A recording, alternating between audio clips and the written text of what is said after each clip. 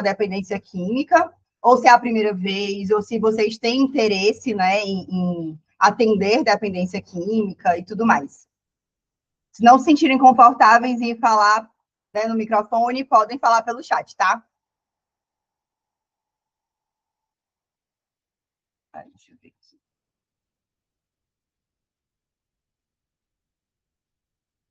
Gente do céu, não sei onde é que está o chat. Achei o chat. Pronto, deixar aberto aqui para facilitar a vida. Vamos lá, meu nome é Mayara. Eu sou psicóloga clínica há 7 anos. Eu atuo com dependência química desde o 5º semestre da faculdade. E minha trajetória da dependência química é algo que foi quase que um chamado, digamos assim. Né? Eu sempre gostei da área, eu sempre tive curiosidade de entender melhor como é que funciona, enfim. E no 5º semestre eu tive a oportunidade de trabalhar num hospital mental aqui de Fortaleza. O hospital mental é referência em dependência química, saúde mental como um todo, e enfim. Então, eu atuei lá. Logo em seguida, eu estagiei no hospital mental. Deixa eu ler aqui. Ai, que ótimo. Adoro falar também sobre dependência de jogos, apostas, enfim. Estou cheio de conteúdo, inclusive, para trazer, porque não é todo mundo que fala, né? A gente fala mais sobre dependência química mesmo, seja cocaína, maconha, álcool. Poucas pessoas falam das dependências comportamentais e tudo mais. Então, vou trazer muito conteúdo. Hoje eu vou trazer mais a base mesmo, para vocês entenderem um pouco mais sobre como funciona o tratamento em si, mas se vocês tiverem dúvida, vocês podem ir falando, que eu vou esclarecendo o máximo que eu puder. Deixa eu ver aqui, já trabalhei em CAPS AD em Hospital de Saúde Mental. Porém, ai, que legal! Nossa, eu acho sensacional o trabalho do CAPS.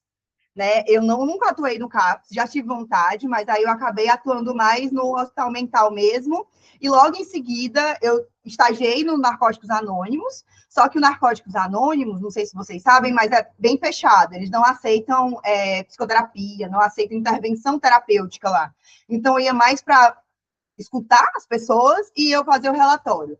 Então, no relatório eu fazia como se fossem possíveis intervenções ali, já que eu não podia atuar. Então, quando eu me formei, eu atuei numa clínica de reabilitação, só que eu não atuei na clínica de internamento. Eu atuei na clínica de ambulatorial, né? Que é psicólogo, psiquiatra, e a pessoa segue a vida normalmente. E aí, depois, né, entrei na PUC para fazer a especialização em transtornos adictivos, e de lá para cá, estou aí nessa jornada da dependência química. Mas vamos lá começar para vocês entenderem um pouquinho melhor sobre como é que funciona o tratamento, enfim.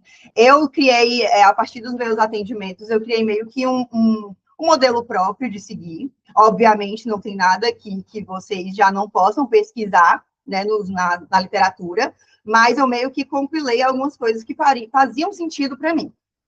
Então, o tema da palestra, que eu achei que faria sentido, que é pré-fissura e fissura, fundamentos para um tratamento eficaz em dependência química. Eu também sou supervisora clínica, então eu atuo também atendendo psicólogos e terapeutas em dependência química para auxiliar nos casos, né, principalmente nos casos mais complexos. Vamos lá, o que é que vai ter aqui, o que é que a gente vai construir junto? Primeiro bloco, a gente vai falar sobre a fissura e a pré-fissura, né, os conceitos, para a gente delimitar muito bem e vocês conseguirem compreender os passos da dependência e do tratamento. No segundo bloco, o tripé do atendimento, que são os gatilhos. Isso aqui é algo que eu consegui perceber muito claramente. Vocês, quem atua na dependência química ou tem vontade de atuar, isso aqui assim, uma coisa incrível. Que são os gatilhos, as falas sabotadoras e os objetivos. O bloco 3 é a base do tratamento, né, que a gente fala da autorresponsabilidade e da autonomia. O bloco 4, a gente fala do tratamento eficaz, que a gente integra as duas fases. E o bloco 5 é um checklist prático de perguntas e sinais de alerta para levar hoje. Vamos lá, fissura e pré-fissura. Fissura, o famoso craving, né, o desejo intenso e agudo do uso. Então, não é um desejo do tipo, eu tô com vontadezinha. É um desejo do tipo, se eu não usar, eu vou morrer, eu vou, sei lá, vai acontecer alguma coisa muito ruim. Da mesma forma que acontece, por exemplo, de quando a gente está com sede, com muita sede, a gente tem muita vontade de beber água, a gente precisa da água. A mesma questão é na fissura. A pessoa fica desesperada para usar. né? É uma coisa que ela não tem controle nenhum, né? E é um forte componente fisiológico e comportamental, então tem uma questão fisiológica da coisa, que a pessoa pode ficar com falta de ar, pode ficar agitada, pode ficar suando frio. É uma sensação muito ruim, tem gente que treme, tem gente que chega a alucinar, então é uma sensação muito ruim, que as pessoas geralmente relatam que perderam literalmente o controle sobre si. E o comportamental, né, que é justamente as ações. É um início rápido, pico alto e duração limitada, ou seja, ela inicia, geralmente chegam para mim e falam, nossa, ela iniciou do nada. Estava ali tranquilo na minha e do nada ela iniciou. Mas na frente eu vou falar sobre essa questão. Pico alto, né, muito, aquela coisa muito exacerbada, e a duração é limitada, ou seja, tem começo, meio e fim. A grande questão é que quando chega o início, as pessoas acham que não vai ter fim. Né? A sensação é de que vai morrer. Por exemplo, não dá para equiparar, mas digamos que num ataque de pânico, aquela pessoa pensa que vai morrer. Da mesma forma, na fissura, ela pensa que se ela não conseguir usar a droga, algo ruim vai acontecer com ela. Então, vem muito aquilo, né, do eu perco o controle, que eu tinha falado, e o pensamento vira ação com pouco espaço para decidir. O que é esse pouco espaço para decidir? Ela afeta o córtex pré-frontal, ou seja, a nossa camada de decisão. Então, a gente não consegue ser racional ali, a gente não consegue ter um processo de raciocínio, de não, eu não vou usar porque vai me fazer mal, ou porque vai dar confusão na minha família, não tem isso. É 100% emocional e impulsivo. Eu quero, eu vou. Então, por isso que a pessoa faz de tudo, entendeu? Seja ameaçar familiar, seja até mesmo partir para agressão, que acontece muitas vezes. Aí, depois, aí no caso antes, né? Que aqui o foco da gente vai ser a pré-fissura, no sentido de tratamento. Seria a fase de incubação, antes da fissura plena. O que é que isso significa, Mayara? Digamos, a maioria das pessoas, na verdade, acha que os gatilhos sempre são externos, do tipo um bar, um local que fazia uso, amizades, uma questão de influência de alguém ou de algo, ou de uma situação. Porém, existe a fissura emocional, que é a pré-fissura interna, ou seja, para além daquela pessoa fazer uso de droga, ela é uma pessoa, ela é um ser humano, então ela tem traumas emocionais. A droga, ela foi uma consequência de um trauma emocional, ali que ela queria tampar. Eu vou também falar mais na frente. Então, digamos assim, ela tem um trauma e ela vê aqui uma válvula de escape muito fácil, que é a droga. Então, ela sai do trauma e vai para a droga, porque ela não está acostumada a sentir. Muita gente chega para mim e fala, nossa, Mai, eu não sabia sentir. Não é que eu tenho que reaprender, eu tenho que aprender a sentir, porque desde sempre eu aprendi que quando eu tinha algo, eu ia para a droga.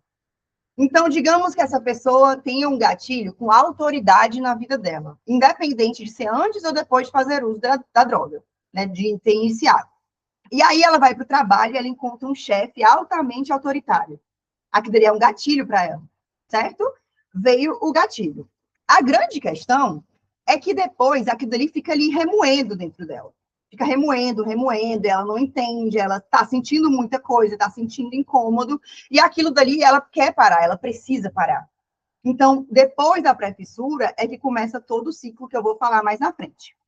Então, ela passa desapercebida muitas vezes por paciente, família e alguns profissionais, porque ela é de modo inconsciente. Nem sempre o paciente verbaliza para a gente se a gente não explica para ele que a pré-fissura é importante. Ele só vai verbalizar o quê? A fissura ou o uso, que é literalmente o final das fases. É uma mudança discreta de humor. Então, por exemplo, a pessoa começa a ficar mais irritada, mais chateada, fica aquela coisa sem paciência, fica se isolando, né? Ela começa a decair. Ela começa de um jeito, tem um gatilho, ela vai decaindo, ela vai isolando, ela vai ficando irritada, vira aquela pessoa que você vê que não é ela. Pensamento automático isolado, que é justamente será que eu não tenho controle? Será que agora eu não posso usar e vou conseguir parar? Será que eu não consigo só hoje e amanhã eu volto? Então, a reaproximação de gatilhos por coincidência, que é justamente um do nada depois do gatilho, aí veio, né, a questão da pré-fissura, aí do nada ela resolve se encontrar com uma amiga, né, se encontrar com uma pessoa que ela fazia uso antes. Mas na cabeça daquela pessoa, verdadeiramente, ela acha que não está fazendo isso como desculpa para fazer uso. ela acha que realmente quer encontrar a pessoa. Então, se não tiver alguém para falar para ela que tem algo ali que está meio estranho, ela vai encontrar com a pessoa e pode seguir toda a sequência e recair.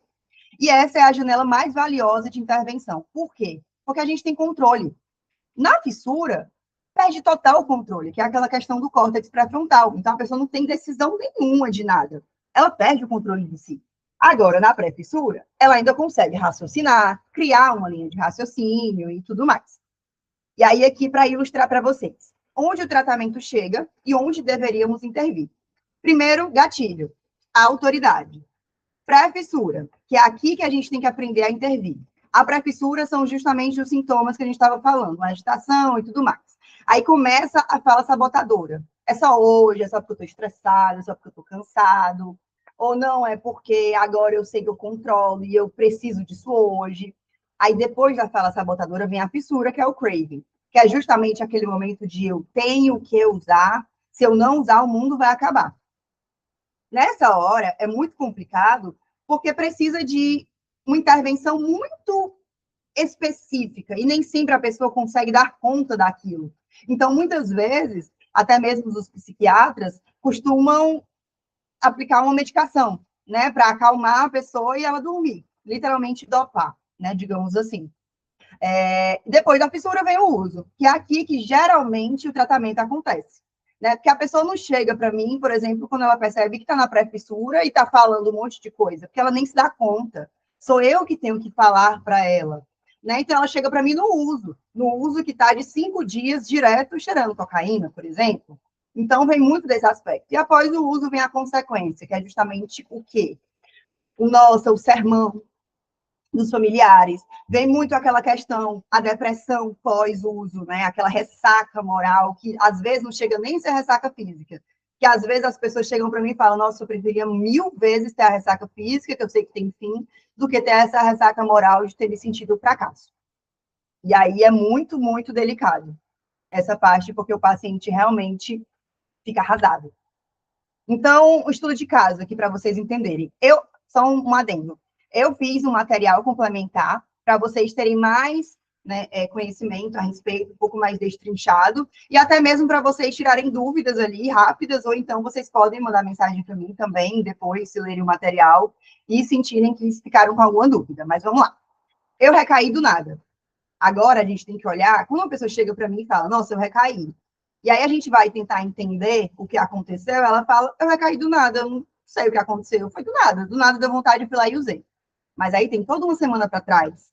Então, terça-feira, ela teve contato com o gatilho, depois ela teve contato com a pré-fissura, depois veio a fala sabotadora, para depois chegar a fissura, e depois, aí sim, chegar o uso.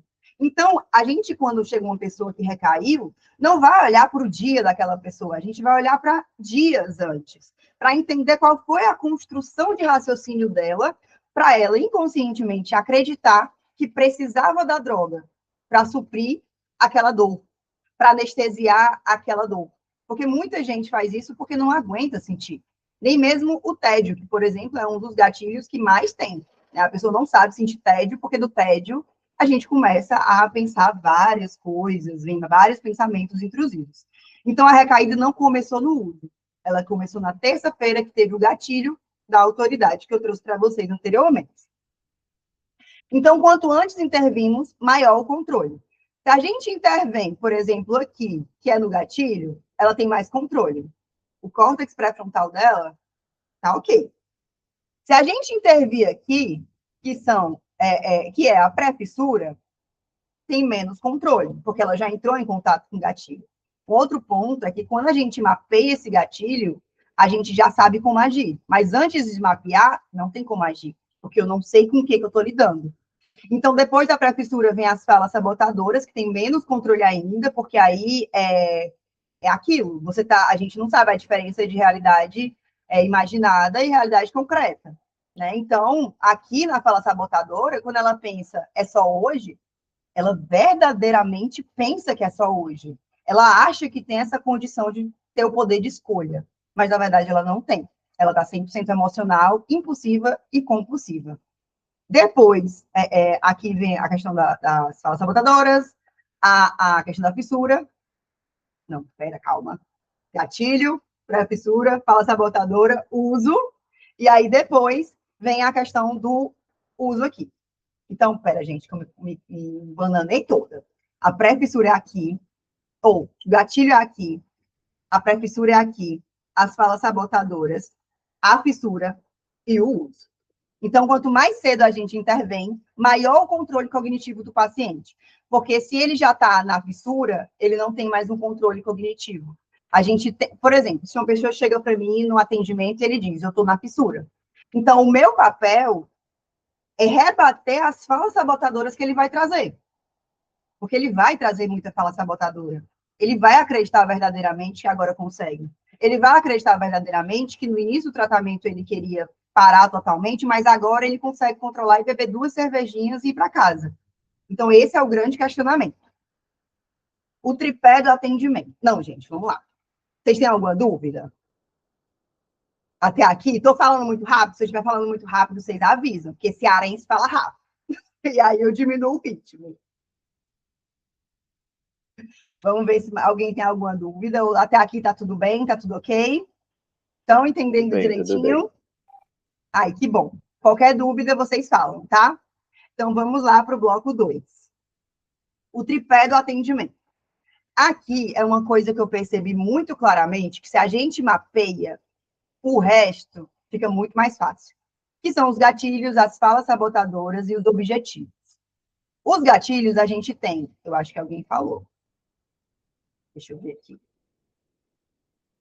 Ah, mais uma cearense aqui?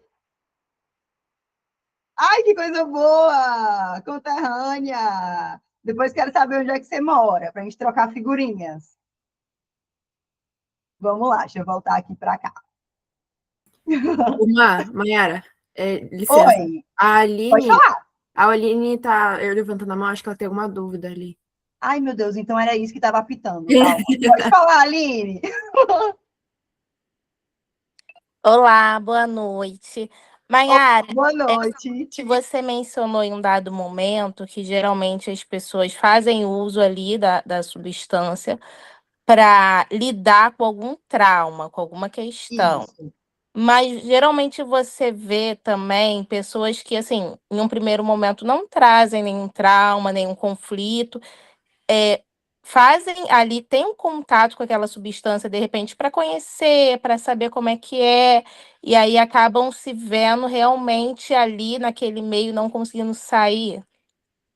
Sim, geralmente, as pessoas que chegam até mim não começaram a substância por algo prévio.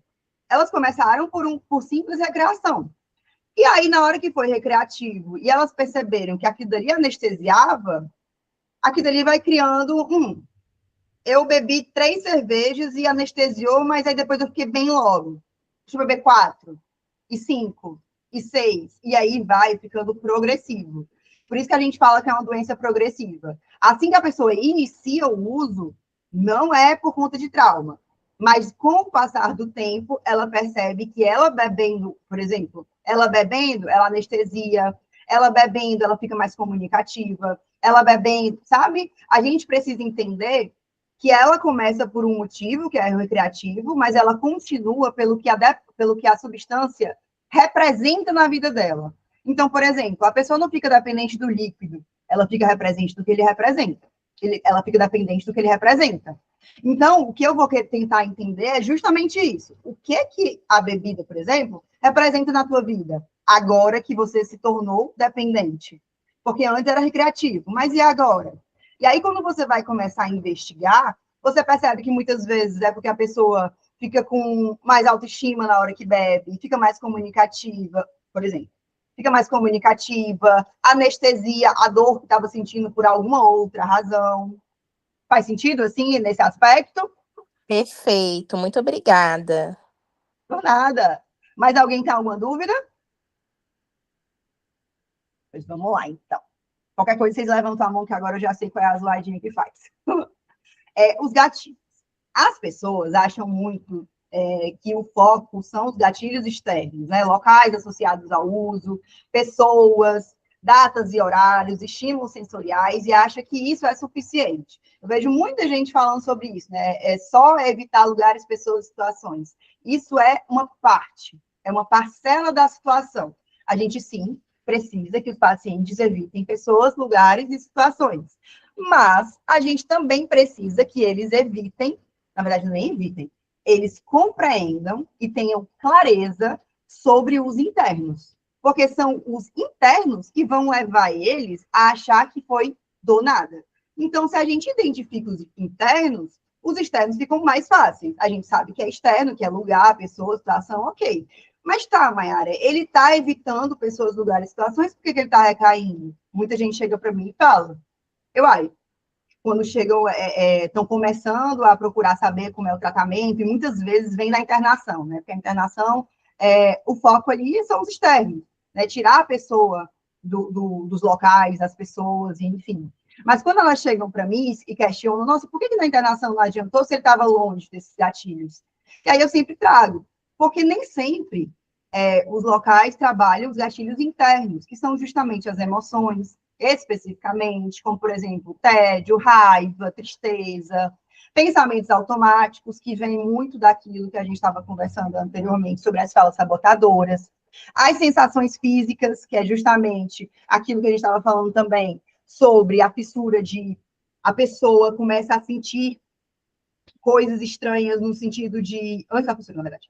Coisas estranhas do tipo, nossa, eu estou muito ansiosa. Isso aqui eu não aguento. Eu preciso fazer alguma coisa.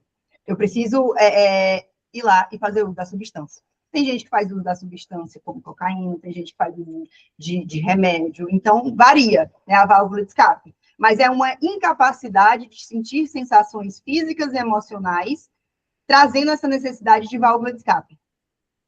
E o estresse não é elaborado, porque a raiva é um dos gatilhos que mais traz recaídas. Mais traz, porque a pessoa não sabe lidar com a raiva. Porque é desconfortável. Né? A gente há de convir que é desconfortável. E se a pessoa achou algo e acaba com aquela raiva, percebe que naquele momento ela não vai raciocinar se isso lá na frente vai fazer mal? Ela só vai perceber quando acontecer. Porque a gente sempre acha que vai acontecer com o nosso vizinho, mas a gente nunca acha que vai acontecer com a gente. Então, as pessoas não acham que vão, do nada, começar a ter uma dependência por conta disso. Né? Acham que é algo tranquilo. As falas sabotadoras, né, que é só dessa vez, depois eu paro de novo, eu mereço isso, o dia foi difícil demais, não vou conseguir mesmo, então não faz diferença, dessa vez eu controlo, não vai ser como antes. E essas desculpas que aparecem não são de modo muito, como é que eu posso dizer, claro, sabe, assim, escancarado. São sutilmente, no discurso da pessoa, ela vai falando. É no discurso mesmo dela. Se fosse assim 100% direitinho, seria mais tranquilo para a gente que atende dependência química, mas não é. É muita sutileza, muita coisa do dia a dia, de nossa, estava tão cansado hoje. Eu já sei que tem uns discursos que eu já sei que se não barrar, vai para recaída. Né? Que é muito isso de nossa, me cansei tanto hoje no trabalho, e aí eu lembro dos gatilhos que a gente mapeou lá na primeira sessão, na segunda sessão, e sei que já a pessoa vai começar a continuar a elevar as falas sabotadoras. Estou cansado, não estou dando conta, preciso de alguma coisa, e aí vai evoluindo.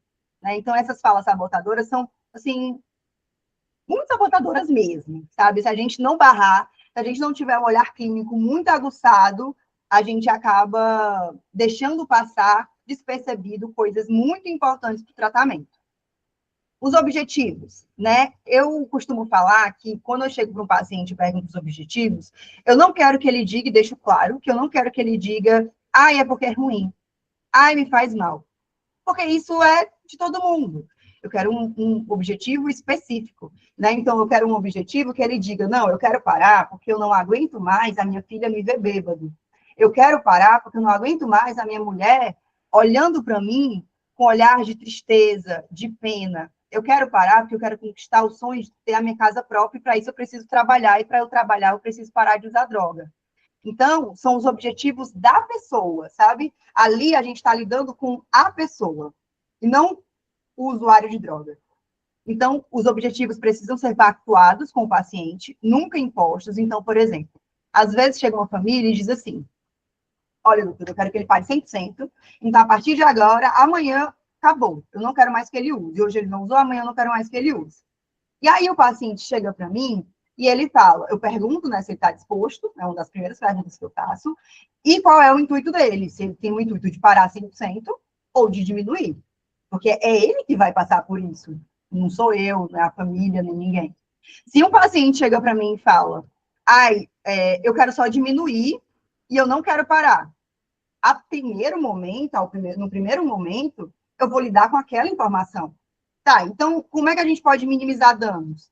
Isso quer dizer que durante o tratamento eu não vou tentar mostrar para ele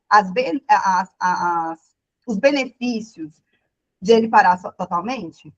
Não, eu vou falar para ele os benefícios de modo sutil também, porque eu não estou ali para impor nada, é a vida dele. Por mais que para a gente de fora seja algo ruim, lembra daquilo da representatividade? Eu não sei o que a droga representa na vida dele. Tem pacientes, assim, diversos que chegam em processo de luto e trazem que acabou que a dependência, né, que a droga supriu aquela dor que ele estava sentindo por ter perdido um familiar. Como é que eu vou dizer para essa pessoa que a droga é ruim? Eu não posso dizer isso. Eu não tenho o direito de dizer isso. Eu tenho o dever de mostrar para eles os impactos no corpo, os impactos emocionais, mas nunca dele. Eu não tenho o direito de chegar e falar, olha, isso aqui é ruim para você.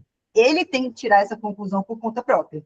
Até porque, senão, a gente investe aquele papel e coloca a gente naquela coisa do eu sei, suposto saber, né? Eu sei e você está aqui só para aprender, fica na tua e só aceita calado. Não, até porque a meta no tratamento é que a pessoa seja ativa aquilo, né? Ela fale, ela engaje, ela se sinta confiante de falar. Porque se eu imponho algo, essa pessoa, quando se recair, ela não vai me contar. Porque ela vai achar que eu vou ser mais uma que vai dar sermão nela. Então, ele precisa ser específico e mensurável, né? Assim, não pode ser uma coisa de, eu quero ficar bem. Não, tem que ser específico. Eu quero ficar bem em quê? Até quando? Revisitados com frequência em sessão. Então, a gente não pode simplesmente mapear os gatilhos e simplesmente sumir com aquilo, nunca mais falar. Não, a todo momento, eu sempre oriento, inclusive, um caderninho terapêutico, para a pessoa ir anotando, né? Olha, nesse momento, os gatilhos são esses. E agora, 2 semanas depois, tiveram mais alguns? Tiveram mais algumas falas sabotadoras? Tiveram mais alguns objetivos? Por isso que na primeira sessão eu faço sempre de 90 minutos e sempre, todas as vezes, recebem um plano de ação personalizado em PDF, dizendo exatamente o que aconteceu na sessão, exatamente as minhas considerações e também exatamente as atividades que ele precisa fazer e o que ele pode fazer se tiver fissura, se tiver gatilho, faz o quê? Se tiver pré-fissura, faz o quê? Exatamente tudo destrinchado, para que a gente vá atualizando. E isso aqui vai ser a bússola no momento da pré-fissura. O que seria essa bússola? Eu costumo falar que nós somos movidos a comparações. Então, digamos que tem aqui o prazer da cocaína, certo? Eu tenho um peso muito grande, eu tenho que contrapor. Então, o contraponto vai ser os objetivos. De, poxa, ok, eu tenho esse prazer aqui durante X minutos. Mas esse prazer de X minutos pode implicar em eu perder isso aqui. Vale o risco? Vale a pena? Lembra daquilo que eu falei, que eles não raciocinam na hora da fissura e quando está chegando na fissura? Então, é exatamente isso. Eu tenho que trazer uma reflexão para que tenha um contraponto. Então, a pessoa consiga olhar para aquilo e, peraí, não vale a pena.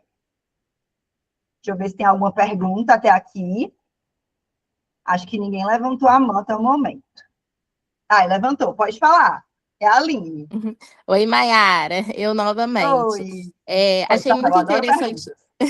Achei muito interessante essa sua fala de respeitar ali, de fato, o que o paciente deseja, de fato, seja diminuir, seja parar. Mas aí me surgiu uma dúvida, por exemplo, na situação em que o paciente nem vai conseguir, assim, ter contato com aquela substância e ele já vai fazer uso excessivo. No contexto, por exemplo, que não adianta diminuir. De fato, tem que parar por completo, porque ele não consegue ter o contato com aquele uso equilibrado, ele sempre vai para o uso excessivo. Aí, como que ficaria nessa situação? Perfeita pergunta. Amei. Então, é aquilo. Eu vou trazer para ele, certo? Eu vou trazer para ele exatamente isso. Que a dependência química é uma doença progressiva. Eu vou trazer que ele diminuir não vai fazer com que, por exemplo, os gatilhos deixem de existir, que a pré-priscila deixe de existir, que as falas sabotadoras deixem de existir, e que ele pode até conseguir por um tempo, mas vai chegar um momento que vai voltar lá para o início, que vai sempre criar uma tolerância e ele vai aumentar. Então, o nosso papel é deixar tudo, assim, pratos limpos, sabe? A gente diz tudo o que pode acontecer. Agora, cabe a ele decidir. E cabe a gente ser sincera com ele, né? De, olha, no seu caso, é uma gravidade muito alta e você pode desenvolver... Vou te dar um exemplo de casos mais... Por exemplo, tem casos que chegam para mim com alucinação. E aí, se a pessoa chega para mim com alucinação, eu vou deixar muito claro que se ela não parar, ela pode sim desenvolver algum transtorno que tenha a ver com psicose. Eu já atendi pacientes no hospital mental em que desenvolveram a esquizofrenia. Ai, Mayara, todo mundo que tiver alucinação e dependência química vai desenvolver? Não, longe disso. Claramente tem que ter uma predisposição, tem toda uma questão. Mas que pode cronificar, pode. É aquilo do famoso vai pagar para ver? Se a pessoa disser que vai pagar para ver, aí é uma questão dela, que eu vou ter que respeitar, mas eu vou sempre trazer psicoeducações para fazer um contrabalanço com ela. Porque eu costumo falar que a gente está ali, né, a gente, enquanto psicólogo, terapeuta, a gente está ali como se fosse um espelho. E esse espelho está ali para dizer exatamente os pontos cegos daquela pessoa, né, aquilo que ela não consegue enxergar. Então, tem gente que chega para mim e diz, nossa, eu verdadeiramente não vejo problema nisso.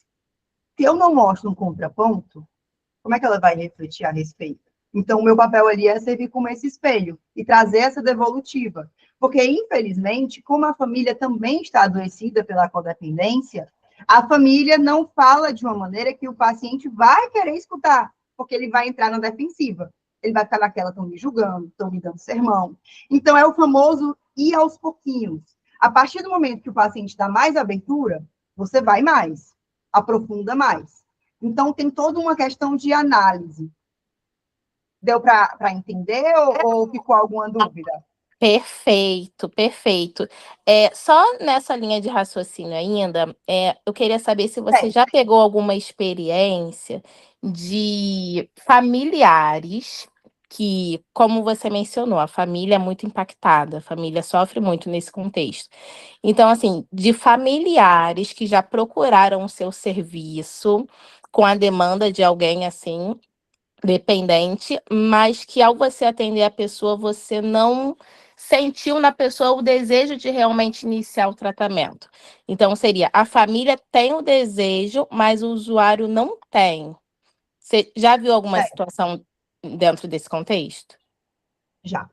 Inclusive, muito mais comum do que a gente imagina. Assim, muito mais comum mesmo do que a gente imagina. O que acontece?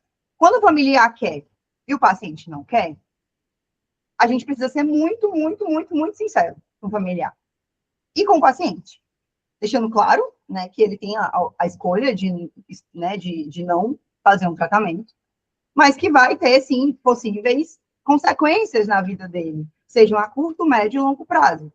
Agora, para o familiar, é aquilo. O limite, você só faz comigo até onde eu coloco o meu limite. Se eu coloco o meu limite, você não vai passar dessa barreira. A grande questão dos familiares, né, dos codependentes, é justamente essa questão do limite. Eles não sabem colocar limite. O limite que eles tentam colocar é ameaçando, por exemplo, de, nossa, se você não parar, eu vou te internar. Mas no final não internam. Se você não parar, eu vou te colocar para fora de casa. Mas no final não colocam. Então, a partir desse momento, é mostrar para o familiar que, para ele, que é o que quer se tratar, ficar bem, ele precisa olhar para ele. Porque até para a gente ajudar o outro, né, aquela analogia da máscara de oxigênio, né? Até para a gente ajudar o outro, a gente precisa primeiro colocar a máscara na gente. Então, o codependente vem muito disso, dessa sensação de que eu tenho que salvá-lo, e para eu salvá-lo, é só se eu controlar o que ele vai fazer, a hora que ele vai fazer, quando ele vai fazer, de que forma ele vai fazer, enfim. Então, é muito nessa questão, sabe, do familiar entender que ele precisa olhar para ele. E quem sabe, ele mudando a forma de agir, o dependente tem vontade ou não de mudar. Mas aí vai caber ao familiar decidir se vai continuar permitindo que esse dependente faça uso dessa interação, né, dependência com dependência, ou não. Perfeito, muito obrigada. Por nada, respondi tua pergunta? Sim, sim, respondeu sim. Ai, que É de bom. fato algo muito delicado, né? Mas eu consegui Muito. entender sim. Obrigada. Ai, que bom, por nada. Vamos lá. A base do tratamento. Autorresponsabilidade e autonomia. Não tem tratamento de dependência química em que o paciente não trabalhe e desenvolva autorresponsabilidade e autonomia. E vem muito também da questão com os familiares. O que acontece? A família, por exemplo, várias famílias chegam para mim e falam: nossa, eu dou remédio na boca dele. Eu vou lá e olho ele tomar. Ou então eu vou lá e olho a roupa dele se tem droga. Então a família acaba cercando, digamos assim, o dependente, achando que isso vai ser suficiente para ele não fazer uso. Só que o limite, quando você coloca, né, você tenta colocar esse limite, não quer dizer que vai ter efeito. Então, é muito isso também que precisa ser trabalhado com os familiares, poxa, você está colocando um limite ali, mas isso não quer dizer que ele vai respeitar. E se ele não respeitar, o que você vai fazer? Você vai fazer por ele? Então, entra aí a autorresponsabilidade, por exemplo. Fez, arcou com as consequências. Vou dar um exemplo muito, muito, muito, muito simples. A pessoa na clínica, digamos que a pessoa foi internada, e a pessoa na clínica de internação, ela lavava suas coisas, ela fazia sua comida, ela treinava, ela fazia um monte de coisa. Aí chega em casa, não arruma nem o quarto. E aí o familiar chega até mim, obviamente, e relata isso. Isso é um padrão muito comum. E aí o familiar relata para mim que, olha, fulano não está arrumando nem o quarto dele, não está ajudando em casa, e enfim. Tá, mas quando ele não faz isso, o que você faz? Eu vou lá e faço. Então, percebe que ele não tem autorresponsabilidade? Ele sabe que tem quem faça. Se tem quem faça, eu não vou fazer. Então, durante o tratamento, eu sempre procuro atender o dependente e também dar orientação familiar, justamente para a família saber agir nesses momentos. Porque o familiar também precisa de um plano de ação, por exemplo, né? Trazendo o que ele pode fazer em cada etapa. Né? Aconteceu isso, o que eu posso fazer? Trazer scripts para ele entender qual é a linha de raciocínio. Porque o dependente está ali, ele está indo até onde vão deixando. Se vão deixando, ele vai. Porque ele está preocupado com a droga. Porque ele está numa espiral de dependência tão grande que ele não vai conseguir pensar em outra coisa. Muitos familiares pensam que é porque ele não me ama, ou então ele não está nem para nada. E não tem a ver com amor. Tem a ver com um sistema que ele está completamente desconfigurado. Gente, eu tenho uma imagem de um cérebro tem dependência e um cérebro de uma pessoa dependente de cocaína. Eu posso mandar para vocês que é de um livro. É bizarro a diferença. Então, não tem coisas que não tem como a gente afirmar, por exemplo, ele não me ama, ele faz isso porque ele não tem caráter e tudo mais. Se ele não tiver ou ele tiver caráter, é independente da droga. A droga, ela não faz uma pessoa não ter caráter, por exemplo. Né? Ela não tem esse poder. Ela vai fazendo com que a pessoa vá desenvolvendo cada vez mais padrões voltados à dependência. E uma das coisas que eu costumo falar é que o maior mal que a dependência faz entre famílias é a desconexão. A pessoa perde a capacidade de se conectar aos outros, às coisas. É 100% focado na droga. Tanto que quando ela não está fazendo uso, a vida perde a graça. Tipo, cadê? Cocaína, por exemplo, é liberado 10 vezes mais dopamina no organismo. Como é que essa pessoa, depois que passa aquela euforia toda, vai se sentir bem na vida? Tudo vai perder a graça, inclusive as conexões. Então, não é uma falta de amor. É um sistema completamente desorganizado. Então, a autorresponsabilidade não é culpa. É você fez, você assume os seus erros, assume as consequências. Paciente como protagonista, ou seja, ele é o detentor do que ele faz, do que ele fala e do que ele tem como reação àquilo que ele está fazendo e falando. Ele reconhece o peso da doença, então consegue verdadeiramente verbalizar: eu sou adicto, né? Consegue entender o peso do que é uma adicção e reduz a dependência da vontade alheia, que é justamente isso, de reduzir essa dependência que o codependente tem no dependente e o dependente tem no codependente. Porque cada um vai estar focando em si. Eu sempre trago. Vocês querem que dê tudo certo? Então, a gente vai focar aqui na situação, no contexto familiar e do dependente, e cada um vai cuidar de si. Precisa disso. E um outro ponto é a autonomia. Então, reconhecer os próprios sinais de risco, sem precisar que uma pessoa fique falando de, olha, não vai pro bar, não. Olha, não sai com fulano, não. Ele tem que desenvolver isso. Se ele não desenvolver, nada vai adiantar. Porque se ele não tem a consciência de que ele não pode ir para tal canto naquele momento, ele não adianta. Não adianta isso de prender a pessoa. Porque ele vai se soltar. Ele vai dar um jeito. Se ele estiver naquela fissura, ele vai dar um jeito. Não é à toa que muitos dependentes ficam agressivos, né? Fica aquela coisa bem caótica mesmo. Né? Agir sem supervisão constante, aquela coisa que eu estava falando, de olhar se a pessoa tomou comprimido, olhar se tem droga na roupa, na bolsa. Essa vigilância de uma maneira que a pessoa se sente sufocada. E isso pode ser, sim, um gatilho, essa questão do sufocamento, a depender de traumas antigos, pode ser gatilho para ela querer usar. E muita gente também chega para mim, além da questão do gatilho, muita gente chega para mim e fala: poxa, se não confia em mim, então eu vou usar mesmo. Não confia de qualquer jeito, então eu vou fazer uso. Então pode usar dessa como uma artimanha para fazer uso. E não porque não tem caráter, mas porque ele vai buscar alternativas para fazer uso. Alguma pergunta? Deixa eu abrir aqui vocês. Acho que não, então. Qualquer coisa vocês falam, tá? Vocês podem abrir o microfone, qualquer coisa também. Vamos lá. Tratamento eficaz. Integrando pré-fissura e fissura. Então, a gente tem duas possibilidades.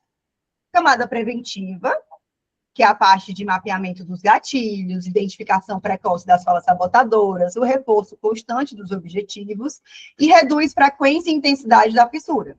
Essa é a preventiva. A camada de manejo agudo, que aí é quando está na fissura. Aqui é na pré, aqui na fissura. Então, tem que ter uma distração ativa, por exemplo. Uma pessoa chega para mim e fala: nossa, eu estou com muita vontade de fazer uso. E ela está dentro de casa. Ela vai sair. Ela vai ligar para alguém. Ela vai fazer alguma coisa que a gente trouxe como estratégia. Por isso que na primeira sessão precisa ter o plano de ação com todas as coordenadas, as orientações. Uma das coisas que eu gosto de fazer também é deixar claro, deixar disponível o meu WhatsApp, né, para entrar as sessões, porque é uma questão que pode correr risco de vida, né? Uma pessoa pode fazer o uso de um modo exacerbado e vir a ter uma overdose. Quantas vezes, 2 horas da manhã, eu recebi mensagem do paciente à beira de um uso e estava esperando uma resposta minha. Com sorte, eu durmo tarde e eu estava acordada e eu respondi. Então, assim, não dá. Quem realmente gosta e quer atender dependência química precisa ter essa consciência de que, às vezes, a gente precisa ser uma rede de apoio mais próximo. Né? Ter contato de emergência, que é justamente as pessoas que ele pode buscar, porque não pode ser só o psicólogo o contato de emergência, né? Porque se a gente não puder, se a gente tiver em atendimento, se estiver dormindo, Então, não tem como. E a gente também tem a vida da gente e tudo mais. Então, a gente precisa deixar claro que ele precisa ter um contato de emergência. Que, obviamente, se ele precisar de orientação, a gente está ali. Mas ele precisa ter alguém presencial, para realmente quase que pegar na mão deles assim, olha, vamos raciocinar aqui. Vamos fazer aqui o exercício de você trazer para a consciência. Precisa, às vezes, de uma pessoa para ser uma âncora e puxar a pessoa para a realidade. A regulação fisiológica, que é a questão física, né, de às vezes ficar muito agitado, de às vezes ficar com palpitação. Então, muitas vezes entra a questão de medicação, precisa, sim, do olhar psiquiátrico.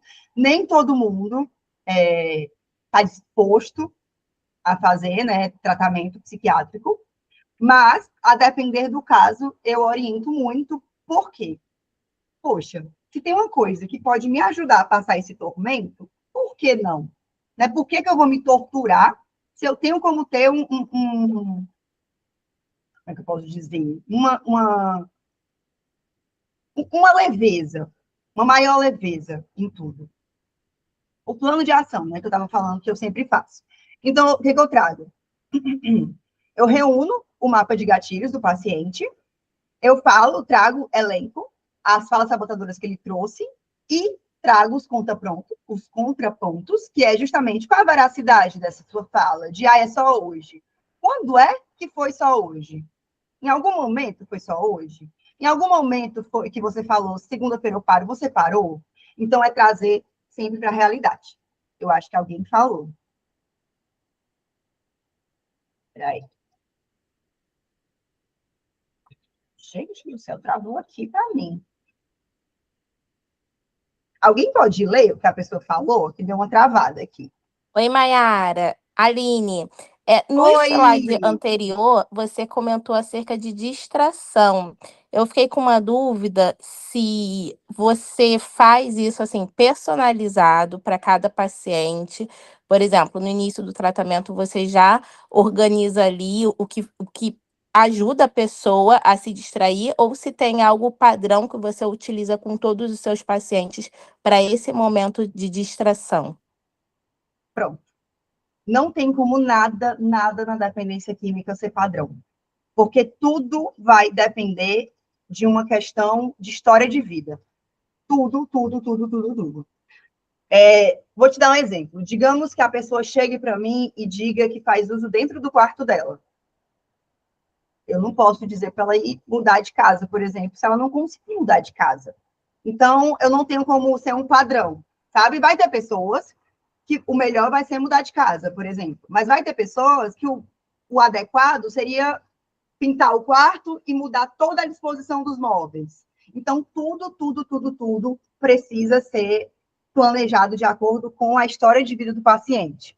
Então, se ele faz uso em casa e está ali em fissura, e ele não tem como mudar de casa e não tem como fazer nenhuma mudança, então ele vai ter que agir.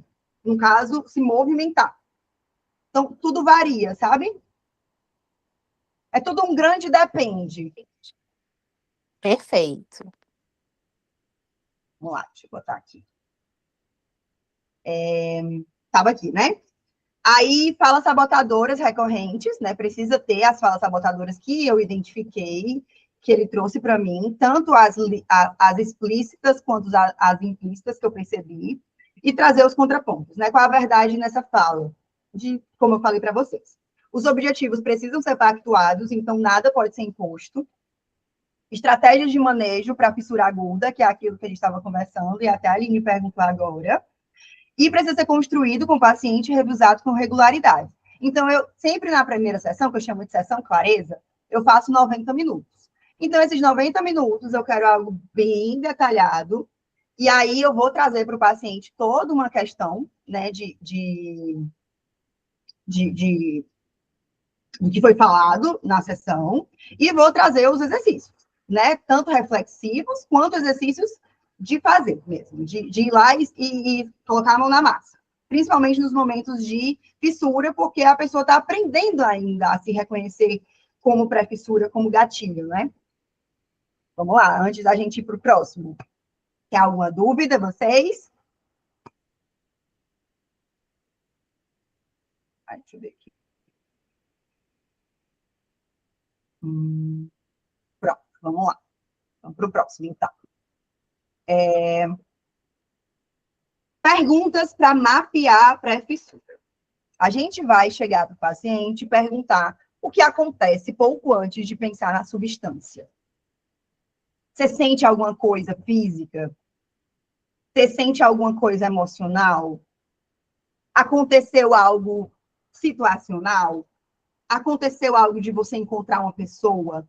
Você pensou em alguma coisa que te trouxe uma lembrança ruim? Qualquer que seja a situação. Muitas vezes, quando eu falo em gatilho, as pessoas pensam que precisa ser algo muito grandioso, um trauma muito grandioso, e na verdade não. A pessoa pode, aquele caso da autoridade que eu falei para vocês, né? A pessoa pode ter tido um pai autoritário, mas o pai foi maravilhoso, mas ele era autoritário e ela criar um trauma com aquilo.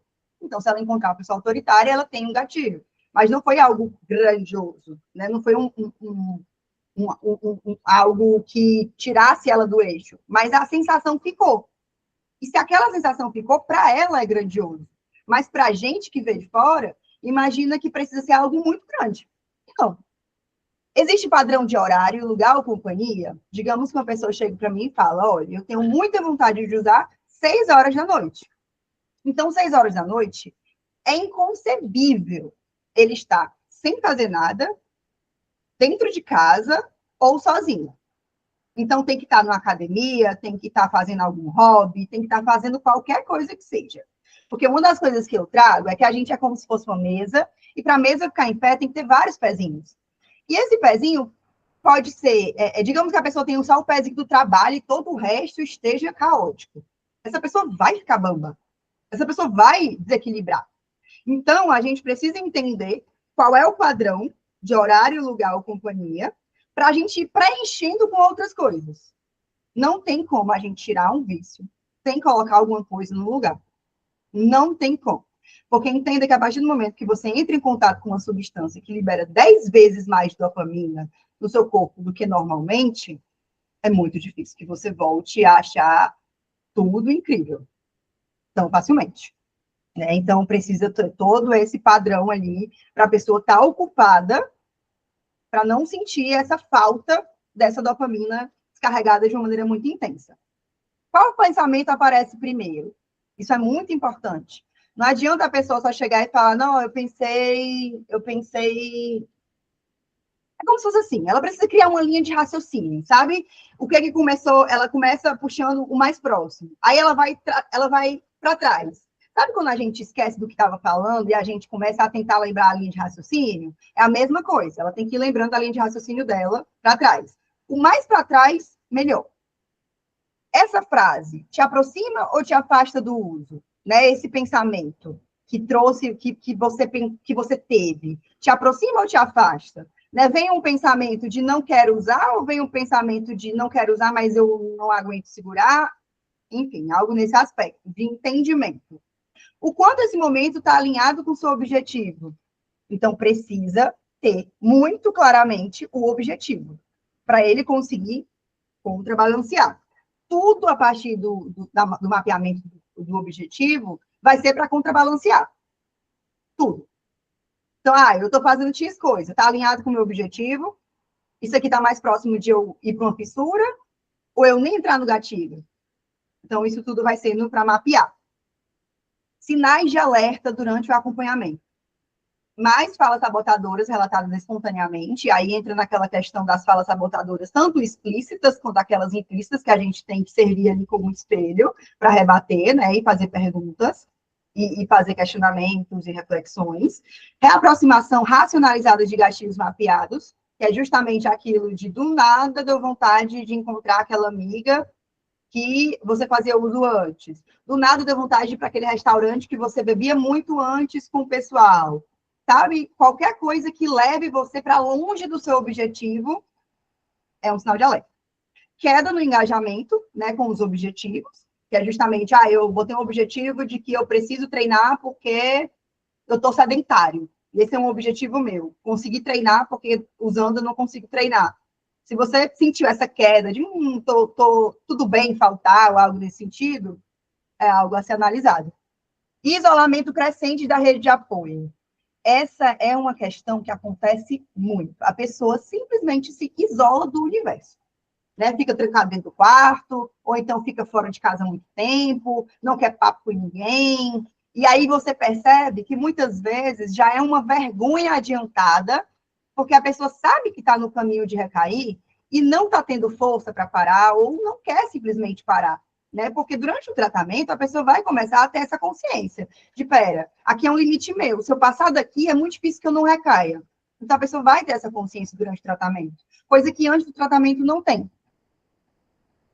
É isso, gente. Obrigada pela escuta. Fiquei muito feliz em trazer para vocês. É um assunto meio denso, meio complexo, mas eu tentei trazer da forma mais didática e com raciocínio possível, né? Um complemento, digamos assim. Vocês têm mais alguma pergunta? Vocês querem tirar alguma dúvida, enfim, ou trazer algum relato de vocês? Podem se sentir à vontade.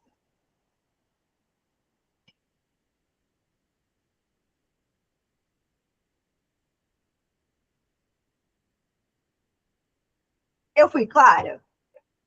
Deu para entender?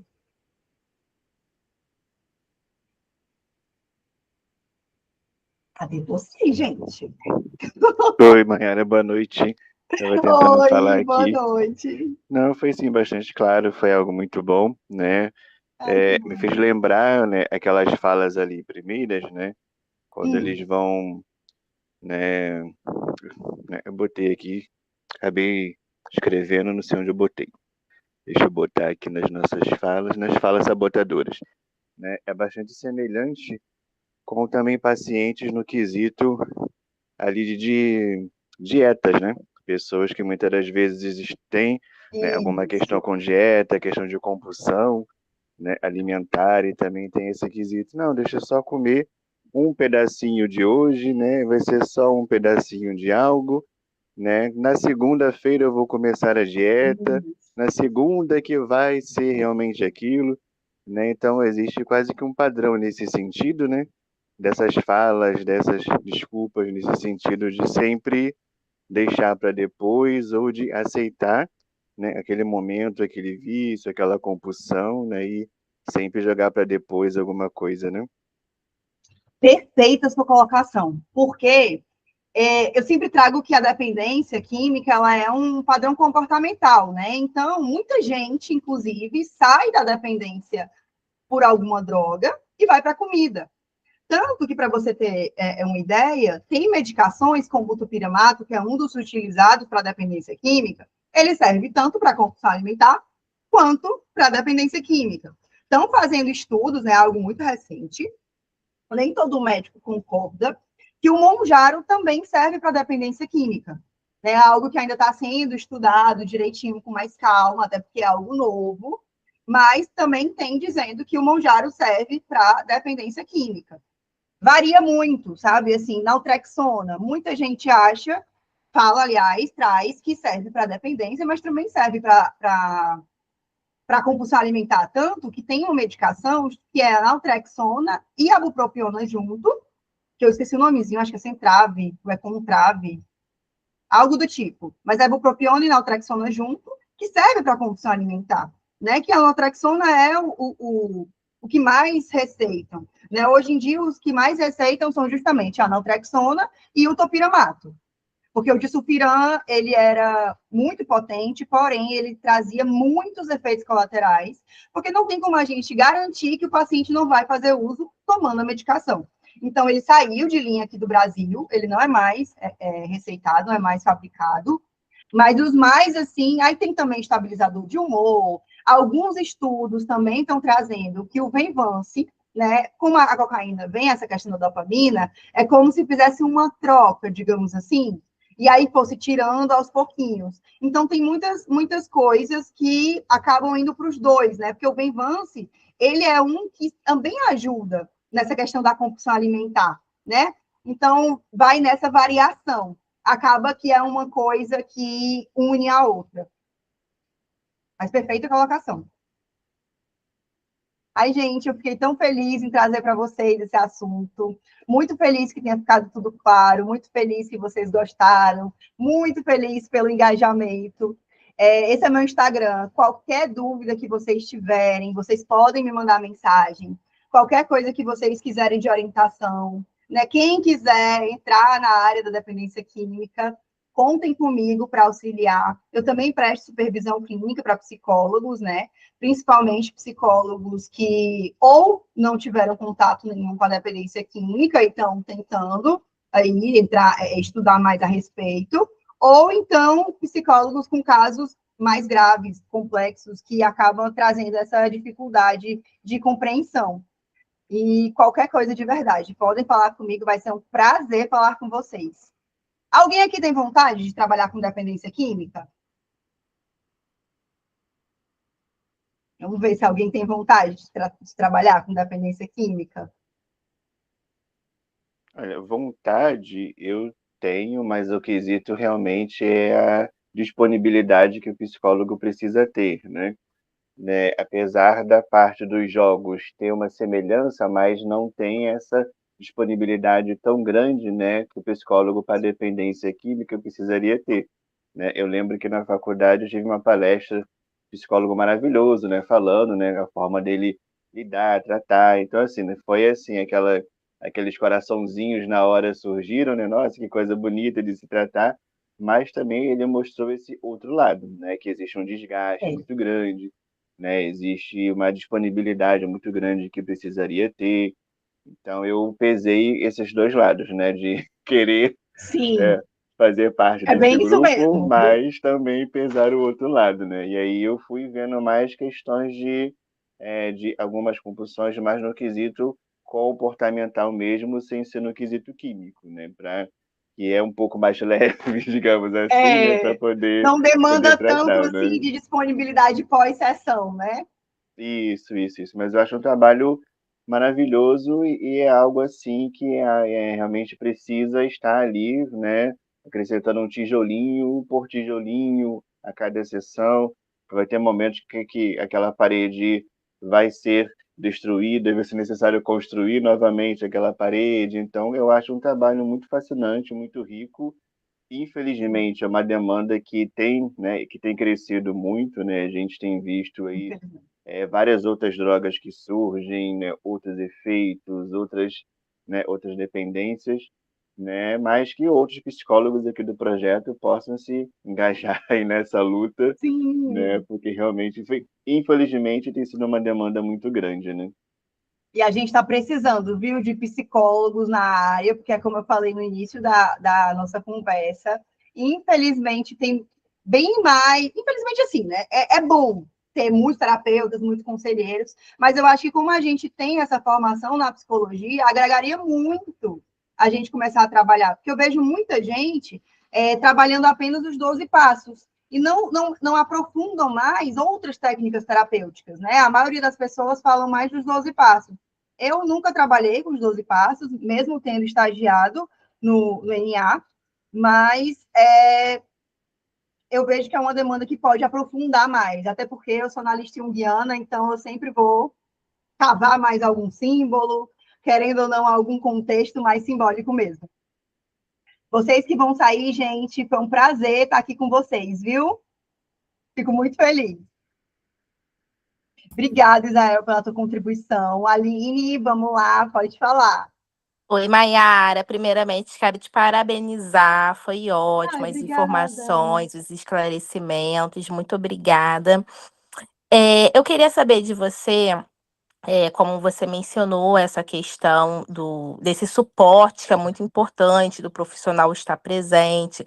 Você percebe se tem assim algum impacto no tratamento, o atendimento online e o atendimento presencial para esse público? Você percebe assim alguma diferenciação? Olha, eu percebo que no online tem muito mais aderência pelo simples fato de anonimato. Porque presencial, por exemplo, eu sou uma psicóloga que eu sou especialista em dependência química, tenho um meu consultório. Se uma pessoa vai até mim, as pessoas vão saber que ele está indo porque ele é dependente químico. Então, tem muito essa questão do anonimato, né? Assim, a gente atende desde pessoas que têm muito conhecimento, muita gente conhece, e tem pessoas que não, mas mesmo assim elas preferem o anonimato. Aí o online é melhor nesse aspecto. Entendi. E assim, fora desse aspecto do anonimato, o trabalho em si, o desenvolvimento do trabalho, você percebe assim algum impacto no sentido de o paciente presencial engaja mais? E você percebe assim que consegue trabalhar melhor ou indifere? As duas formas assim, você percebe que são positivas? Olha, eu já atendi presencial, né, na clínica, que eu falei para vocês que era ambulatorial e tudo mais, lá era presencial. Eu já atendi presencial e agora atendo 100% online desde maio do ano passado, eu atendo 100% online e eu não vejo nenhum prejuízo ou ganho entre essas. A única diferença é porque no online tem esse bônus de ter o anonimato, mas de resto eu não acho que interfere em nada. Perfeito, perfeito. Obrigada. Nada. Mas alguém quer falar alguma coisa? Obrigada, viu, Aline, pelas suas contribuições. Por Amei vocês nada. conversando comigo. Eu que agradeço. Pode, por nada. Pode falar. Oiê, vamos tirar uma foto para Oi, que a vamos. gente não esqueça aqui também. A turma vai saindo. Vamos tirar uma Antes que foto. todo mundo saia. Vamos tirar uma foto. Daí você vai compartilhar essa tela, vai deixar todo mundo. A ideia, pera, deixa eu tirar aqui a tela. Gente, eu só não consigo abrir a minha câmera, mas a minha fotinha vai aparecer com Ah, você. não, fique tranquila. Eu vou abrir minha câmera também. Peraí, pronto. Parei de compartilhar. Vamos lá, tirar a fotinha. Já não quero ficar bem. Eu vou tirar um print da tela, né? Porque com o celular fica horrível. Tá Então, bom. 3, 2, 1.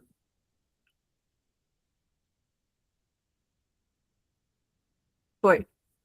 Muito obrigada, Mayara. Deus abençoe. Por Muito nada, gente. Precisando maravilhoso. de novo, estou aqui para dar mais uma aula falando de outra coisa.